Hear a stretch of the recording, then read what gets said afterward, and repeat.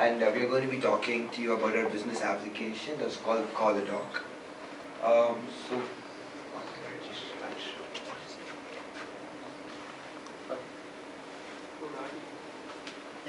so basically CallADoc is a mobile application which will provide an interface for doctors and patients to meet virtually through a video call.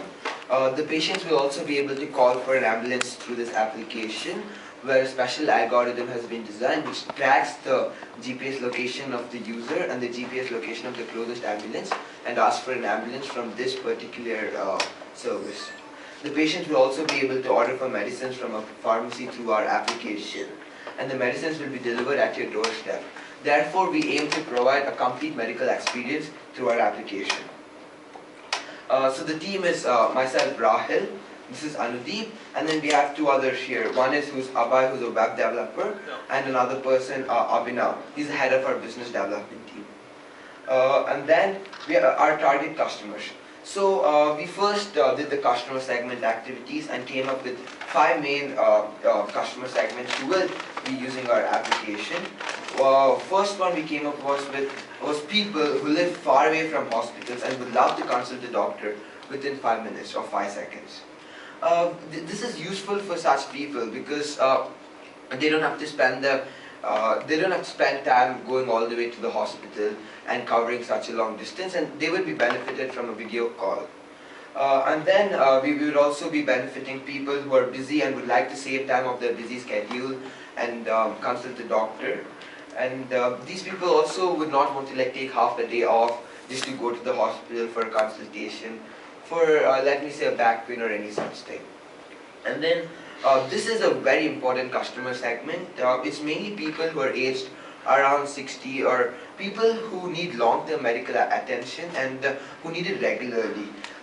This makes it easy for them because suppose they interact with the doctor once, they can go back home and then keep in touch with him through this video calling facility.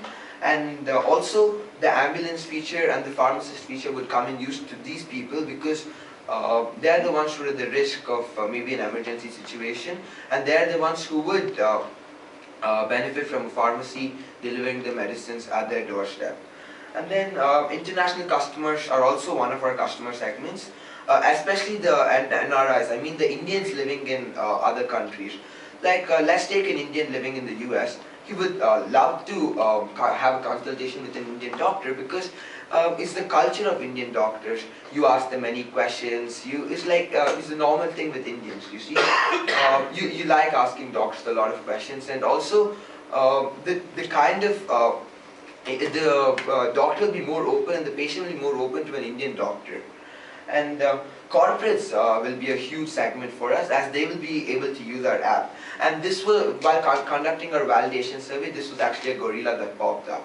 So basically what happened was, we were speaking to this marketing head and he said that this app would come in use to him because he will be able to, suppose suddenly an employee faints.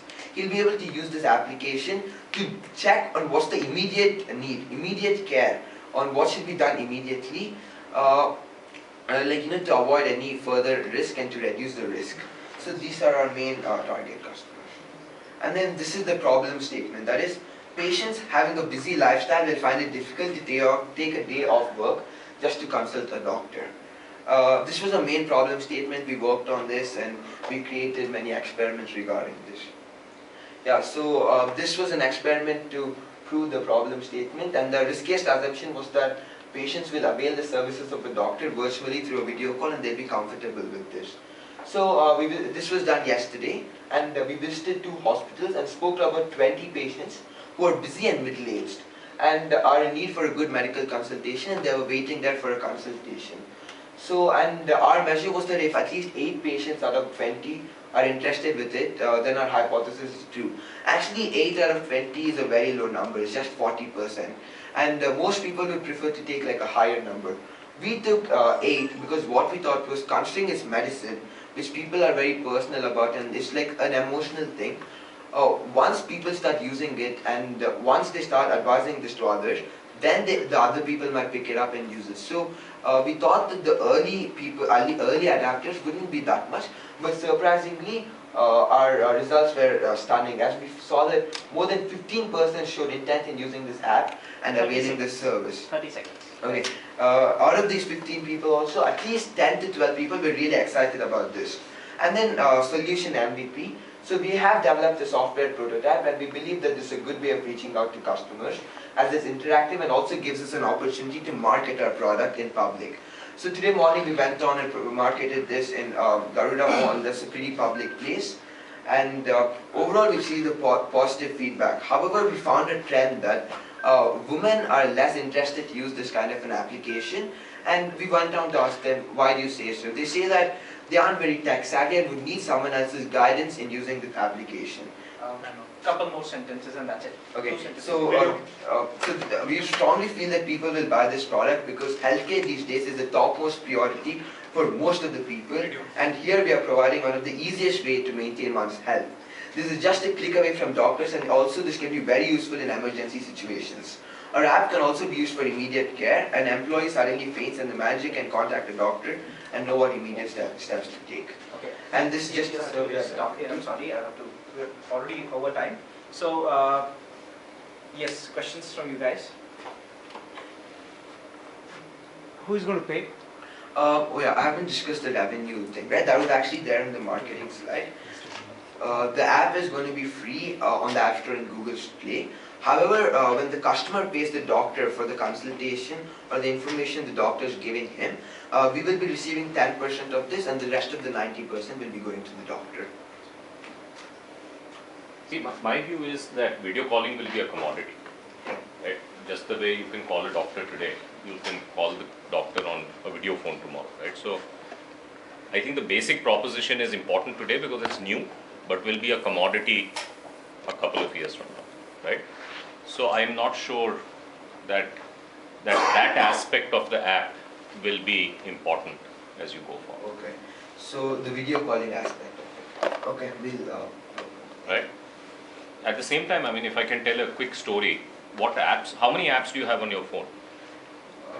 Few. Few, right? So everybody has only a handful of apps. It is unlikely you will carry a app for Fortis, Malya, you know, you'll probably for all the doctors that are not affiliated with a big hospital, you will only carry one app for them. Yes, so this right? is... So this can be the aggregation point for all the mom and pop doctors. And I think that proposition is a very powerful proposition. I'll encourage you to read about how the pizza industry in the US changed because of that app. It's a company called Seamless.com. Okay. So when you buy a pizza, you can buy a pizza on Domino's with a single click on the phone, right? Mostly you find the same pizza, so it's very convenient. So Domino, the organized guys won a lot of market share over mom and pop guys, because mom and pop, each guy couldn't afford to put an app on your phone, right? Someday you will buy from this one, someday from this one, someday for this one. So all of them banded together under a company called Seamless, which just did its IPO last month, and very, very successful. So what you can be is this, what Seamless is to food vendors, you can be to doctors. That proposition is going to be more powerful than anything else. Thank you. And actually, I just want to say one thing was that we are mainly going to be targeting doctors who are like in clinics and stuff rather than the big hospitals. Yes, so that is why this is so important. Yeah, I agree. Thank you. Just to add to that one, since medicine is an area where involvement is very high side from any patient getting involved. So I believe a little bit you have to think through beyond this also, like, you know, because there will be a lot of risk associated with this.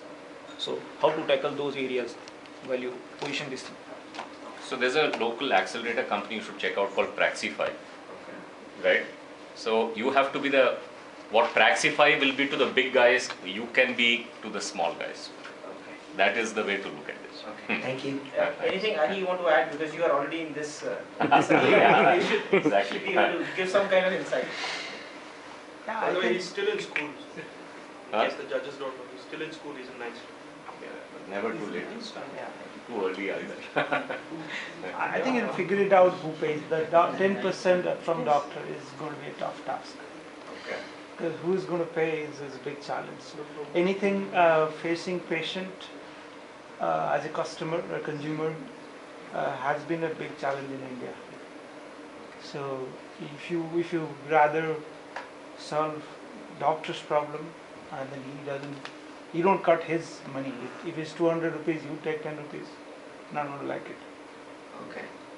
Yeah. He can say that because he works with a lot of doctors currently with his company. Okay. Thank you for the feedback. Okay, And, good job, man. I just have the photo tab if you just want to go through.